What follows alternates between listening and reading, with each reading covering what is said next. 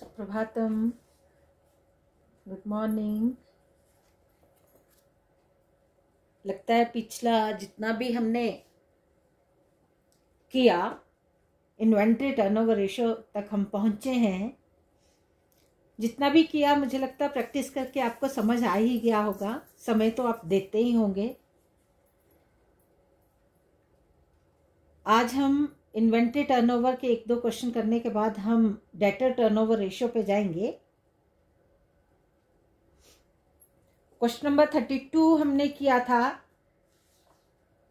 वैसे मुझे आपको कुछ करने को देना चाहिए कि आप करें और मुझे बताएं कि ये कर लिया, लेकिन आप किसी तरह से बच्चे जब हमारे सामने होते हैं, सामने पूछ लें तो फिर हमें चिंता नहीं होती। लेकिन इस वक्त हमें लग रहा है कि किसी भी तरह से आपको कोई कमी ना रहे, इसलिए कृपया करके सारी क्लास वीडियो इतनी मेहनत से जो बनती है, इतना समय हम लगाते हैं, उसको देख भी लिया करें। एग्जाम चाहे ऑफलाइन चाहे ऑनलाइन जैसे भी रहेंगे, लेकिन ये जीवन भर अगर आपने इसी लाइन में जाना है तो काम आने वाली चीज है। ऐसा नहीं है पेपर पॉइंट ऑफ व्यू से हमने पढ़ना है। इसलिए जितना संभव हो सके समय दो। उतने जितने मैंने वीडियो में जितने क्वेश्चन है, केवल उसको देख के एक बार हाथ से निकालो तो कोई दिक्कत नहीं आने वाली। तो हम चलते हैं आज क्वेश्चन नंबर 33। बहुत सिंपल है, थोड़ा सा दिमाग लगाना पड़ता है और मजा भी आता है। क्वेश्चन नंबर 33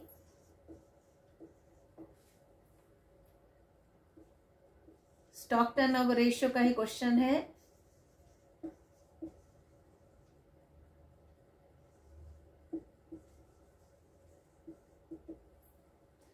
इस क्वेश्चन में हमें ओपनिंग और क्लोजिंग स्टॉक दिया है 80,000 और 1 लाख। तो हम एवरेज स्टॉक इससे निकाल लेते हैं।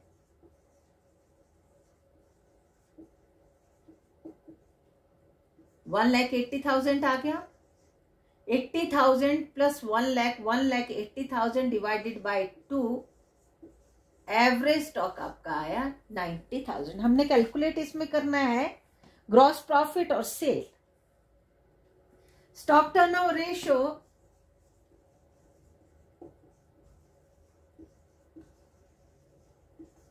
रेशियो कैलकुलेटेड आपको दी है 8 time,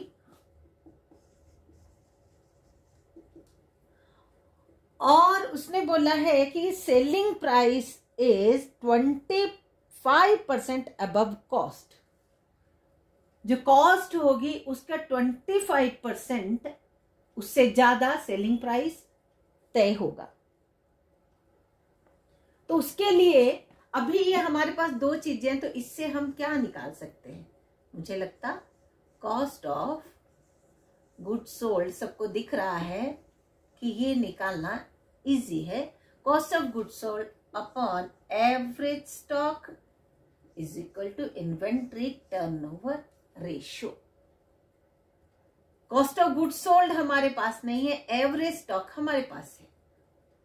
cost of good sold upon 90,000 is equal to 8। तो cost of good sold is equal to 7,20,000। 72 9 8 72। Cost of good sold आपका कितना आया? 7,02,000। और उसने बोला सेलिंग प्राइस कितना है? Above 25% above cost. Selling price 25% above cost. 7,20,000 का अगर 25% हम निकालें तो ये क्या होगा?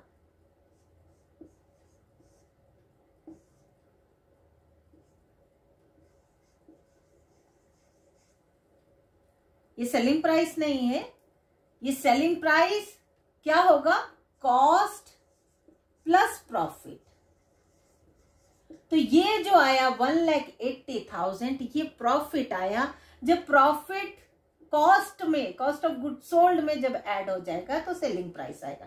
तो यहाँ पे मैं ये लिखती ही, यहाँ पे सेलिंग प्राइस निकालने का मैंने वो लगाया था। तो यहाँ पे हम क्या लिखते हैं, यहाँ पे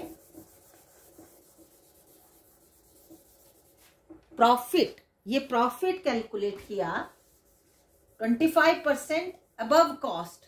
तो 25% क्या है इसका, कॉस्ट ऑफ गुड्स सोल्ड का 25% profit. Profit is equal to 1,80,000। Selling price is equal to cost plus profit. Cost है 7,20,000 plus profit. Cost plus profit is equal to selling price. आपसे ये दोनों चीजें पूछी थी, gross profit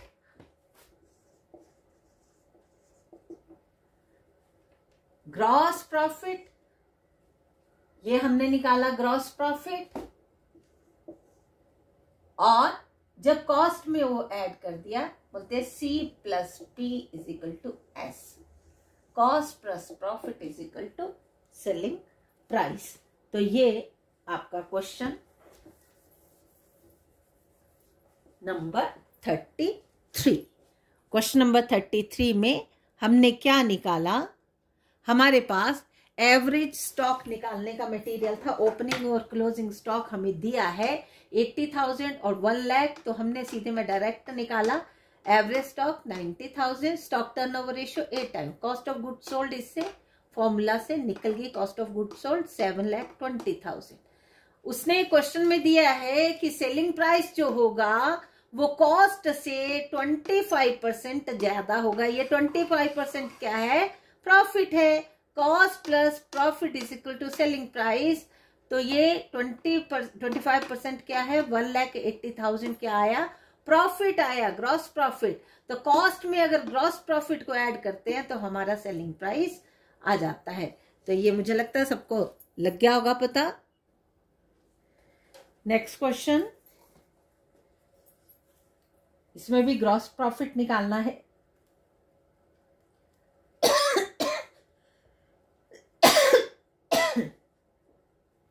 A trader, question number 34. A trader carries an average stock valued at cost price of 1,20,000 and turnover 5 times per year. If he marks his stock by 20% on selling price,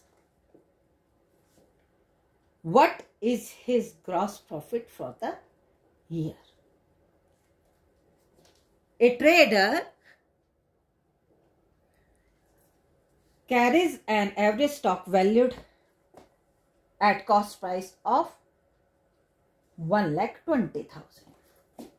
यहाँ पे हमें दिया average stock दिया है, average stock दिया है 1,20,000। Stock turnover ratio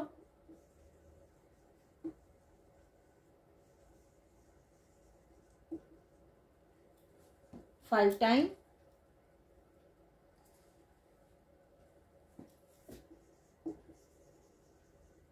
We can calculate stock turnover ratio is equal to cost of goods sold upon average stock 5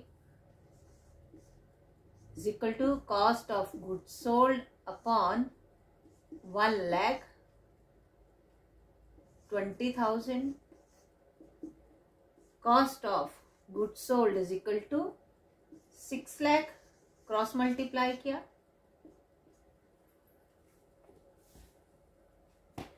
gross profit यहां पे दिया है 20%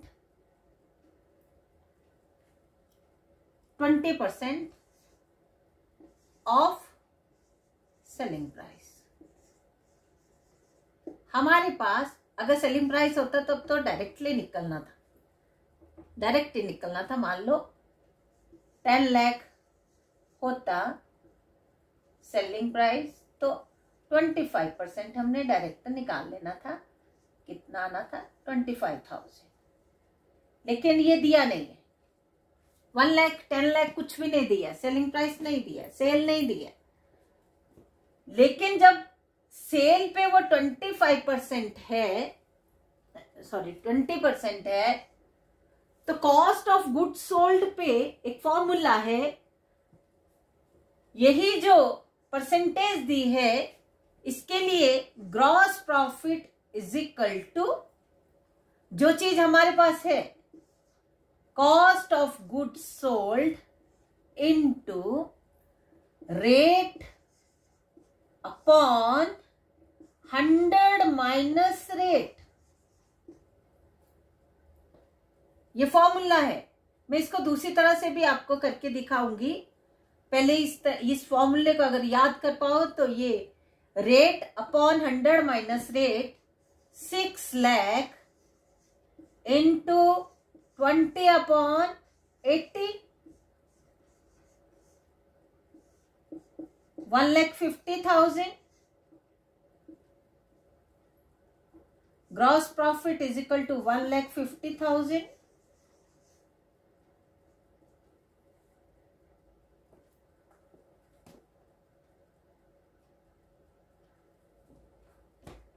तो सेलिंग प्राइस क्या होनी थी?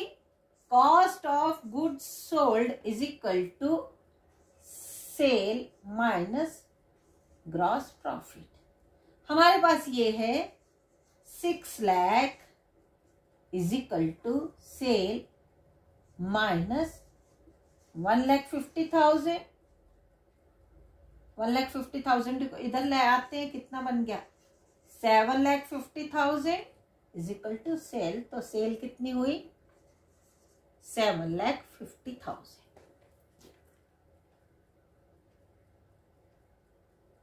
ये फर्स्ट मेथड है कि हमें जो भी percentage of gross profit on sale अगर दी हो, ये परसेंटेज दी थी 20% ऑफ सेलिंग प्राइस। तो हमने gross cost of goods sold के लिए के साथ वो परसेंटेज का क्या फॉर्मूला लगता है ग्रॉस प्रॉफिट निकालने के लिए? Cost of goods sold into rate upon 100 minus rate. 100 sale को हमने 100 मान के चले हैं और रेट 20%। तो ये कितना आ गया? 80 20 अपॉन 80। तो ग्रॉस प्रॉफिट आपका आ गया 1,50,000। Cost of goods sold is equal to sale minus gross profit, और वैल्यूज पुट करने के बाद हमें सेल मिल गई। इसको मैं दूसरे तरीके से भी करके दिखाती हूं। दूसरे तरीके से दूसरा फॉर्मूला कैसे सेल एज्यूम करके एक्स एज्यूम करते हैं। अगर इसका सेकंड मेथड है, यहां तक तो कॉस्ट ऑफ गुड्स सोल्ड तो वैसे ही कैलकुलेट करना है हमने, क्वेश्चन नंबर 34 ही है। एवरेज स्टॉक है, स्टॉक टर्नओवर रेशियो है, तो कॉस्ट ऑफ गुड्स सोल्ड हमें निकल आएगा। सेकंड मेथड क्या है? सेल एज्यूम करो, if sale is x, gross profit is x into 20 upon 100, sale का 20%, x अपॉन 5। तो देखो cost of goods sold is equal to sale minus gross profit. Cost of goods sold आपका 6 lakh is equal to sale minus sale sorry x minus x upon 5। इसको calculate करेंगे हम। 6 lakh is equal to 5x minus x। 6 lakh is equal to 4x upon 5। 4x cross multiply करेंगे। 4x is equal to 30 lakh. 1 2 3 4 5 1 2 3 4 5 5 6 30। x is equal to 30 lakh upon 4। x is equal to 30 lakh upon 4। इसको हम काटेंगे तो 7,50,000। x क्या assume किया था हमने? Sale is equal to 7,50,000। Gross profit is equal to 7,50,000 into इसका 20%। 15,000 1,50,000।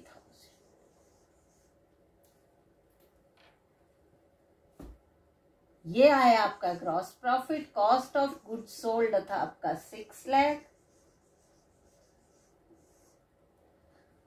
Cost of goods sold 6 lakh, sale 7,50,000। क्या फॉर्मूला बना? C plus P is equal to selling price. Cost plus profit is equal to sale. Cost plus profit is equal to sale. पिछले method में भी उसमें क्या formula लगाया था हमने? Cost of goods sold is into gross profit is equal to cost of goods sold into rate upon 100 minus rate. 6 lakh into 20 upon 80 वही 1,50,000। वहां 1,50,000 पहले निकला, उसको कॉस्ट ऑफ गुड्स सोल्ड में ऐड किया तो 7,50,000 है। दूसरे मेथड में हमने एक्स अज्यूम किया था सेल। पहले सेल निकली, सेल जब निकली तो सेल का 20% 1,50,000, या दूसरा फॉर्मूला भी लगा सकते थे, cost of goods sold is equal to sale minus profit. तो सेल को इधर रहने देते, 6 lakh plus 1,50,000 is equal to sale. तो यही वाला आ गया।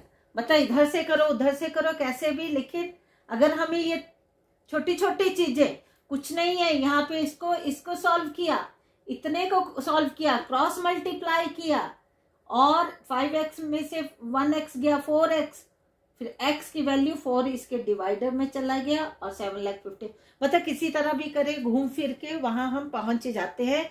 तो ये क्वेश्चन नंबर 34 के दोनों मेथड मैंने आपको बताए, तो इसको आप समझ सकते हो थोड़ा दिमाग लगा के। नेक्स्ट स्टार्ट कर रहे हैं हम debtor turnover ratio. Debtor turnover ratio is equal to net credit sale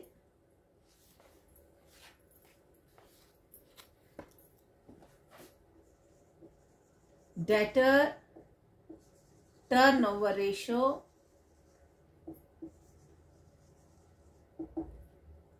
is equal to net credit cell.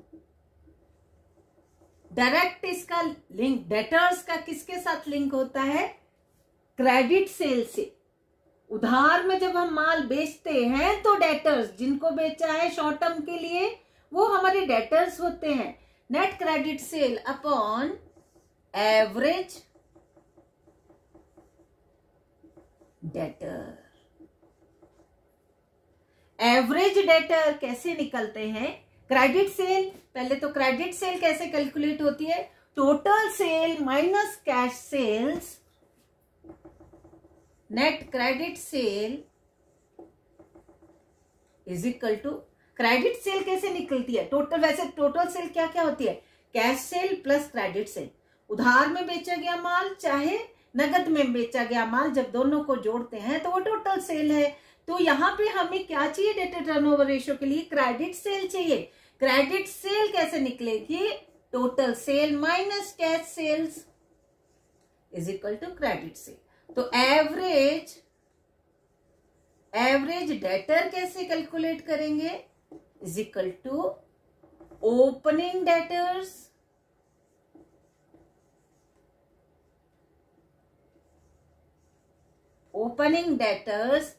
Plus closing debtors plus opening bills receivable. ये भी हमारे डेटर्स ही होते हैं जिनको हमने उधार में दिया हुआ लेकिन बिल लेते हैं उनसे। Opening bills receivable plus closing bills receivable divided by 2। अगर तो आपको ओपनिंग डेटर्स और क्लोजिंग डेटर लग लग दिए हैं, ओपनिंग डेटर्स और क्लोजिंग डेटर्स और opening bills receivable, closing bills receivable, तो डिवाइडेड बाय 2। अगर आपको डेटर्स सीधे दिए हैं, डेटर्स और बिल्स रिसीवेबल, तो मतलब वो एवरेज निकाल के आपको दिए हैं, तब डिवाइडेड बाय 2 हमें उन दोनों का टोटल वो एवरेज डेटर्स में ही आता है। लेकिन जहां पे अलग अलग ओपनिंग क्लोजिंग दिया तो डिवाइडेड बाय 2। अगर सीधे दिए है डेटर्स, इस डेट को 31 दिसंबर 2006 डेटर्स और 31 दिसंबर को ही 2006 को ही बिल्स रिसीवेबल, तो ये एवरेज निकाल के आपको दिए होते तो डिवाइडेड बाय 2 नहीं हमारा लगता। तो यहाँ पे ये हम इसको लगा के फॉर्मूला, इसकी वैल्यूज यहाँ पुट करके, इसकी वैल्यू यहाँ पुट करके, इसकी वैल्यू यहाँ पुट करके हम डेटर टर्नओवर रेशियो हम कैलकुलेट कर सकते हैं। तो डेटर टर्नओवर रेशियो क्या बताती क्या है? केवल कैलकुलेशन करना ही काफी नहीं होता, लेकिन उसके पीछे रीजन क्या है? तो वो बताते हैं कि कितनी स्पीडली हम अपने डेटर से हम रिकवरी कर रहे हैं। जो हमारे देनदार हैं, हम उनसे कितनी जल्दी अपना पैसा वसूल कर रहे हैं, ये स्पीड बताती है। और उसी को ही एवरेज कलेक्शन पीरियड अगर निकालते हैं जैसे, तो days in year divided by debtors turnover ratio, तो कितने दिनों में हम उसको अपने डेटर्स को नगद में कन्वर्ट कर लेते हैं। तो ये हमारा डेटर टर्नओवर रेशियो ये बताता है। तो डेटर टर्नओवर रेशियो का हम मुझे लगता है कि जो इलस्ट्रेशंस है वो तो आप खुद भी देख लोगे। तो न्यूमेरिकल पोर्शन पे ही मैं अगर जाऊं तब आपको ज्यादा हेल्प रहेगी। तो क्वेश्चन नंबर 36 हम देखते हैं। 36 में संडे डेटर्स, हाँ दूसरा एक और चीज, जो प्रोविजन फॉर बैड डेट्स होते हैं, अगर वो क्वेश्चन में आपको दिए हैं तो उनको लेस नहीं करना है। प्रोविजन फॉर बैड डेट्स अगर दिए भी हैं तो आपने उसको उससे माइनस, इनसे माइनस नहीं करना है। ओपनिंग डेटर, क्लोजिंग डेटर, अब इस क्वेश्चन में ओपनिंग डेटर्स भी है, क्लोजिंग डेटर्स भी है, ओपनिंग बिल्स रिसीवेबल भी है, क्लोजिंग बिल्स रिसीवेबल भी है। तो हम डायरेक्टली इनको जमा कर रहे हैं, हम एक एक आइटम को ना लिख के। क्वेश्चन नंबर 36 है। क्वेश्चन नंबर 36 में 1,50,000 के ओपनिंग डेटर्स हैं, क्लोजिंग डेटर 2,25,000, तो ये बन गए 3,75,000 ये 7 है। 3,75,000 के टोटल डेटर्स बन गए, ओपनिंग और क्लोजिंग, और बिल्स रिसीवेबल भी हम देखते हैं, ओपनिंग 50, क्लोजिंग 70, तो बिल्स रिसीवेबल बन गए 1,25,000, टोटल बन गया 5 लाख।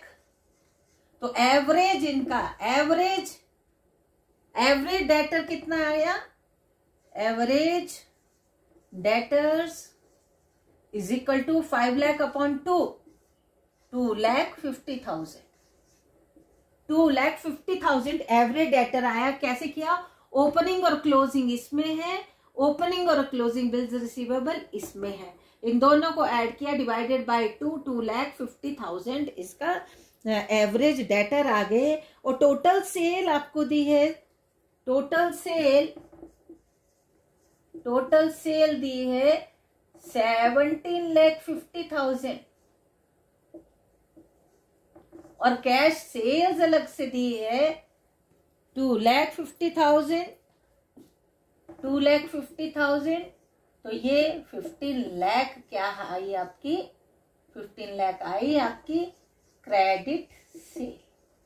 क्या है ये, credit sale. Total sale minus cash sales is equal to credit sale. तो हम डेटर टर्नओवर रेशियो निकालते हैं, debtors turnover ratio is equal to net credit sale upon average debtors. Net credit sale 15 lakh divided by average debtor 2,50,000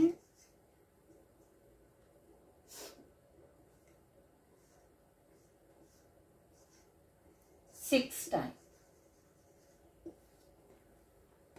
debtor turnover ratio 6 time और high side में ही अगर रहे, मतलब हम बहुत जल्दी से, हम बहुत स्पीडली अपनी रिकवरी कर रहे हैं, क्योंकि सब उधार है। तो हम साल में 6 बार हम अपने, क्योंकि शॉर्ट टर्म है ना ये मनी अरेंजमेंट, शॉर्ट हमने अपनी सेल की, वो भी क्रेडिट में की, तो इतने क्रेडिटर थे, तो साल में 6 बार हम अपने डेटर्स को हम कन्वर्ट कर लेते हैं, सेल को कैश में कन्वर्ट कर लेते हैं, उनसे रिकवरी कर लेते हैं। तो ये था क्वेश्चन नंबर 36।